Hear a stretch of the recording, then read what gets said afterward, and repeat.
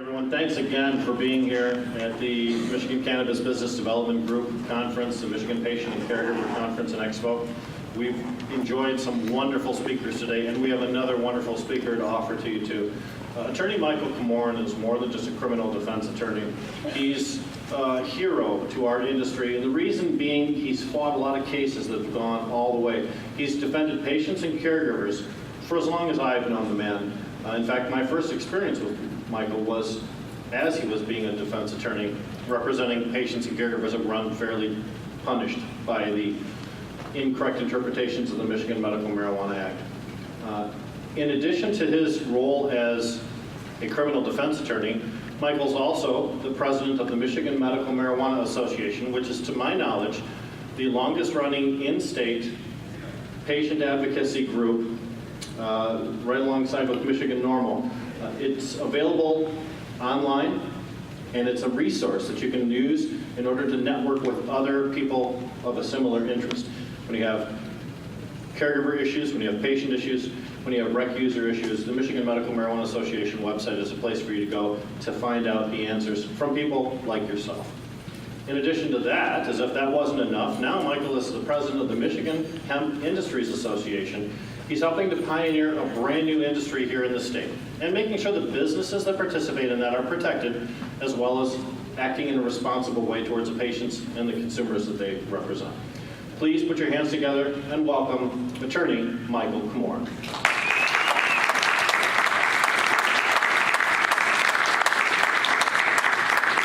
Keep applauding, he's walking slow. Yeah!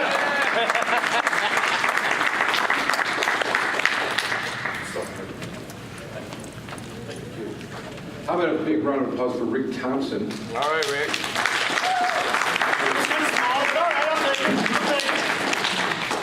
Rick, of course, put a great speaker list together here. I mean, I don't know how many times you're going to get to cross-examine the director of the marijuana guru of the state of Michigan, like you provided for us. But and of course, I'm going to speak for about an hour and leave a little time at the end. And so I want to thank Rick for putting this together. Of course, Jamie Lowell as well. Both of these guys I've known for many years, and great activists, thought leaders, and are very good at repackaging a lot of things they hear me say when we interact. Just kidding. So I'm going to talk a little bit today about the current existing market of cannabis in Michigan, as well as the hemp industry. And I know that as I begin to talk about this, I wanted to kind of recognize, I know John Sinclair is here, I'm hoping he comes back in, but I want to just talk for a second about John Sinclair, because one of the cases that we're involved in is one that involves him as a plaintiff, and it's a kind of a long story. I'm going to try to be brief about it, but if you know who John Sinclair is, he's of course the person who was prosecuted by the state of Michigan in the late 60s, early 70s, and was sentenced to prison for for selling 2 joints allegedly to an undercover officer, getting 10 years in prison for it. This, of course, is a case that went to the Michigan Supreme Court. They overturned the conviction on multiple grounds. And I want to stop for a second and just invite people to go find the John Sinclair case that exists in Michigan and is published by the Michigan Supreme Court, because this is in 1972. And within that particular opinion, they talk about marijuana, cannabis, in a way that disputes everything we've learned since 1972. In other words, the opinion itself is fraught with pro-cannabis, not harmful, doesn't destroy the community, no one's ever gotten sick from it, it's never destroyed a cell in anyone's body, no one's ever died from it. This is in the Michigan Supreme Court opinion of John Sinclair. And I encourage everyone to read that case, because it states at that time that marijuana should not be treated as a narcotic, categorized as a narcotic, and it cannot and is not. And it's kind of ironic today that we find ourselves here talking about what is now legalized marijuana. We heard from some of these regulations that some may argue are extreme and really interfere with what we knew and have known since 1972, as articulated by the Michigan Supreme Court. All of these things about marijuana that we've been led astray about. An interesting point about the opinion is also that all this information was taken from the most comprehensive study about marijuana, which was the Schaefer report. During the Nixon administration, he had compiled a group of his friends to go study marijuana across the world, actually. They came back with a very comprehensive report, the most ever done, and this one produced by the federal government. And the issue that Nixon wanted to know about was whether or not it should be placed on the controlled substance list, and if so, where? And the report came back and said it should not be placed on the controlled substance list. And Nixon said, didn't you get the memo? I want to criminalize the people that are using it. And then we have the war on drugs. So it's kind of an interesting phenomena that Michigan law has set forth this very clear understanding that it is not dangerous, which begs the question of how it still remains a Schedule I in Michigan's controlled substance list. And another part of the John Sinclair story, and I hope he comes in here. Oh, good, here he comes. John, I'm talking about you. Come on. I need my props and stuff. Come on. John Sinclair right here. All right. John, I'm only about 5 minutes into the 75 minutes I'm going to do about you, okay? Okay. Did you feed him? Okay, all right. So I was just explaining about your case and how the first one, the one that went to the Michigan Supreme Court, and the decision there that identified cannabis is not harmful, alcohol more dangerous, never killed anybody. Yes, John Sinclair. 50 years ago today. 50 years. Wow. July 28th, The reason why I thought it was so I'm going important. to mark this once, so I'm glad you remember. Sorry. Well, thanks for being here, number one. Thanks for being the advocate that you have been. And I'm trying to throw the accolades at you because your case is so significant in Michigan, number one. Number two, it identifies then, when this decision took place 50 years ago, that cannabis is not dangerous. It's not more dangerous than any other. It's not a narcotic. It's not a narcotic. Not a narcotic.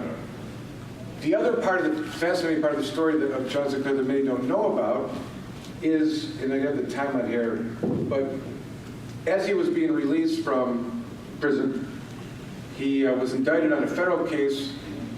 No, that was shortly after I was incarcerated. Shortly after you were incarcerated, but okay. In October of '69, I was charged by the federal government. In this case, charged in the federal system, involved, when it was litigated, there was questions of how they got alleged information, and it turned out they were doing wiretaps without search warrants. Wiretaps without search warrants. And On the grounds of national security. because John Sinclair was a threat to the national security of the United States at the time, allegedly. Or that, so was the belief. And the fascinating part of the story, I'm going to not look at my specific notes on the dates, and I'll just let John correct me as I go through this. But the story is that this issue of there being no warrants for wiretaps was taken up to the United States Supreme Court at around the same time that Chief Justice Rehnquist. First off, our position was accepted by the District Court of Detroit, prevalent with Judge David Keith. Just pass away. He ruled in our behalf. And we should take a minute to recognize him. Disclose the wiretap, who was, now they didn't want to say who was the wiretap on, let alone what did they get from it. And he said you must divulge the information about the wiretap or I'm going to drop the case. And they said we will not divulge until he dropped the case. And then the Nixon administration appealed the decision. So the case went to the Court of Appeals and then the Supreme Court under the title United States versus U.S. District Court. Is that right? And the federal This is factual. this case does not mention your name specifically in the title. And Started out as U.S. versus Sinclair. understood. Let's get to the juice of this story, if I may, because we have a criminal procedure expert here. I want to make sure we get related up.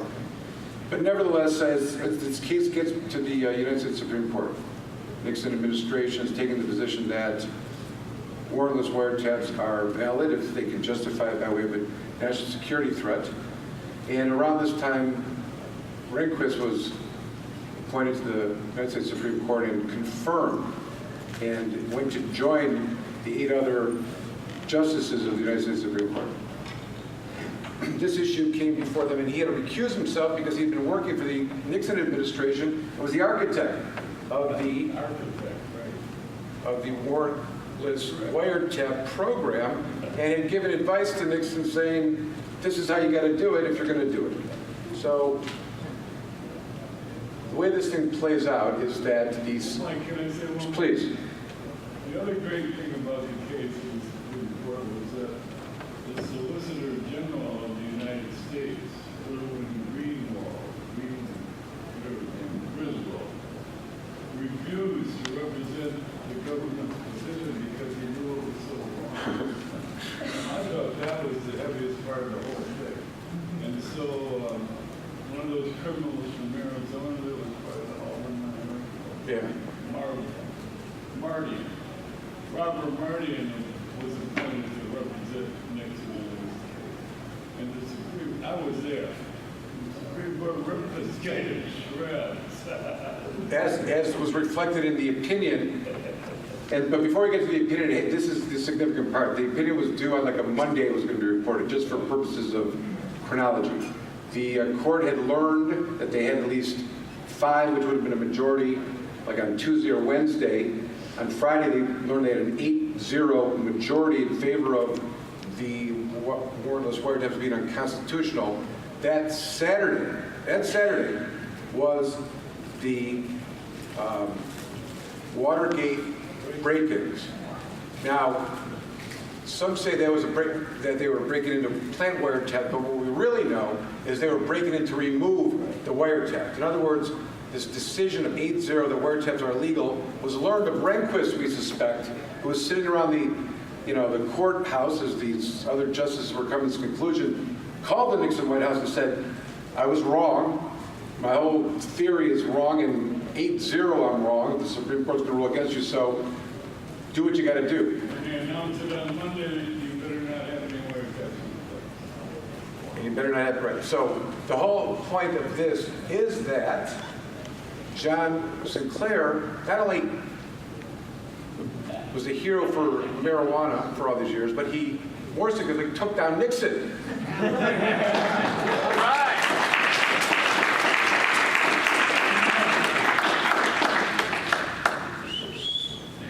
Thanks,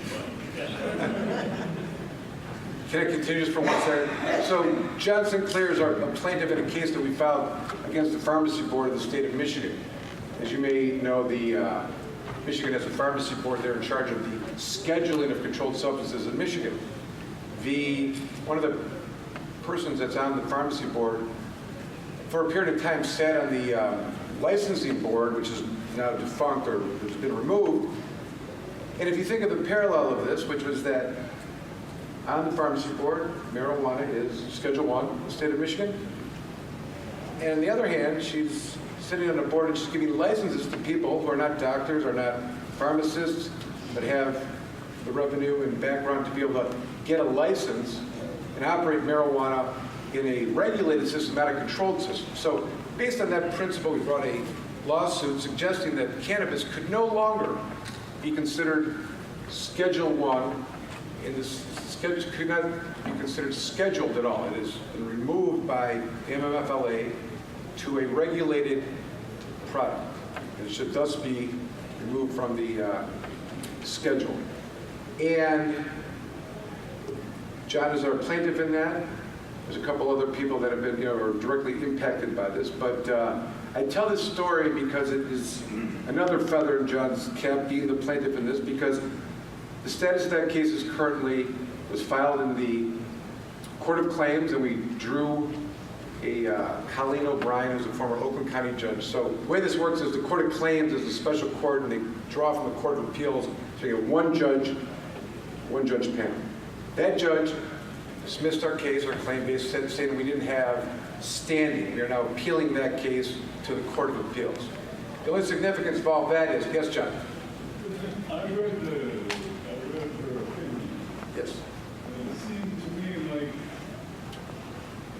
when I first challenged marijuana laws, I did it before, I spent 2.5 years before I went to trial, trying to get a judge run to the Supreme Court. And they said that you had to have a conviction.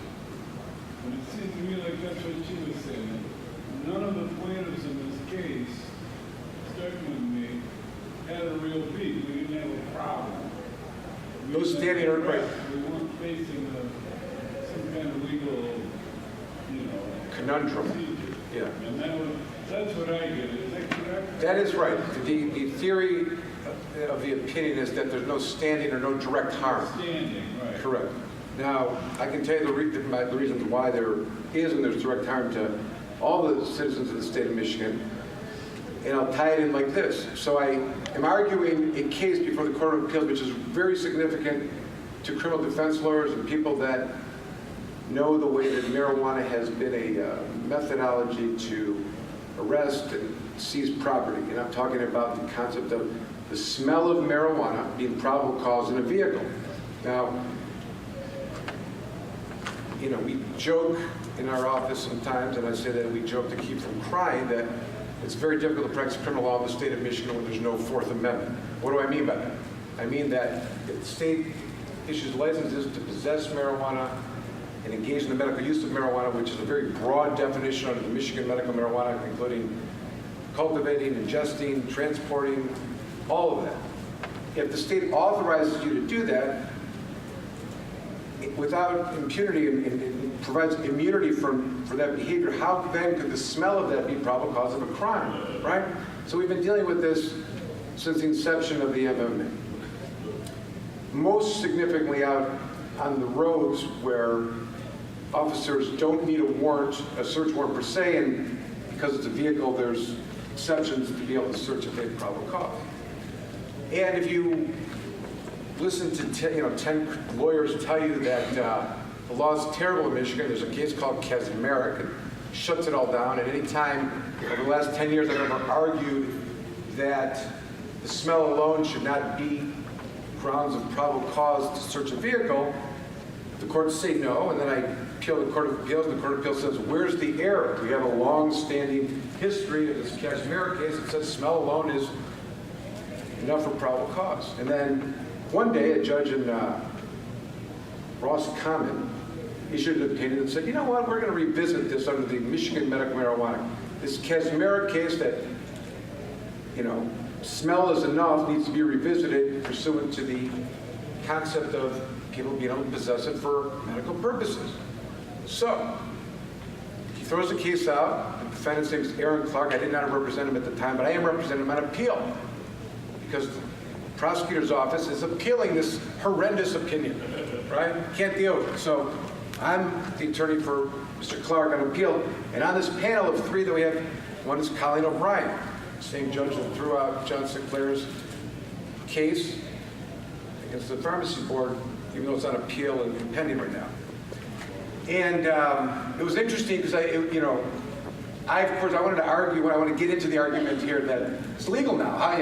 Let's not avoid that reality.